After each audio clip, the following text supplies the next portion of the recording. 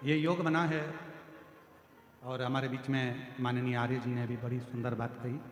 और भगवान श्री बिरसा मुंडा जी के परिवार से आए हुए वनवासी है, आदिवासी क्षेत्र के ही श्री मंडल मुर्मू जी के परिवार से जो आए, उन्होंने वृक्ष के लिए बड़ा सुंदर वर्णन किया। मैं उनको विश्वास दिलाता हूँ और साथ में माननीय आर्य जी को भी विश्वास दिलाता हूँ। आपका एक लोटा जल जैसे आपने वर्णन किया तो ये पूर्ण तरह से निश्चित होगा।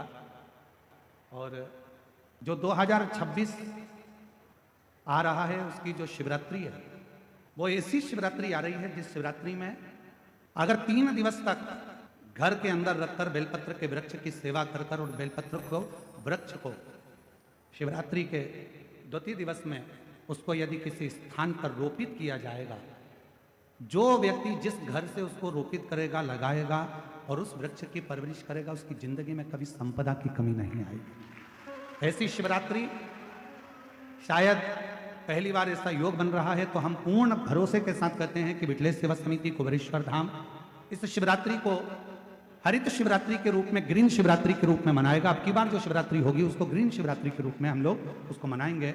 और लगभग जितने श्रोता जैसे पार्थिव शिवलिंग का पूजन करते हैं अपने घरों में, लगभग करोड़ों 10 करोड़ से ऊपर शुभक्त पार्थिव शिवलिंग का पूजन करते हैं, वैसा विश्वास है कि 2026 में जो महाशिवरात्रि फरवरी महीने में जो आ रही है उसको ग्रीन शिवरात्रि के रूप में, हरित क्रांति के रूप में, हरि शिवरात्रि के रूप में हम उसको मनाएंगे।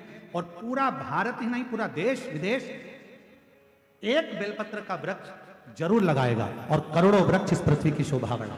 करोड़ों, पूरा विश्व, पूरा भारत देश इस ग्रीन शिवरात्रि से जुड़ेगा और वृक्षारोपण करेगा। लगभग करोड़ों वृक्ष एक ही दिन में शिवरात्रि के पावन अवसर पर, जैसे हमारे आज बिरसा मुंडा जी की इस पवित्र, भगवान श्री बिरसा मुंडा जी की पवित्र 150वीं जयंती के अवसर पर उन्होंने कहा था जल, जंगल और जमीन, इन तीनों को बचाना।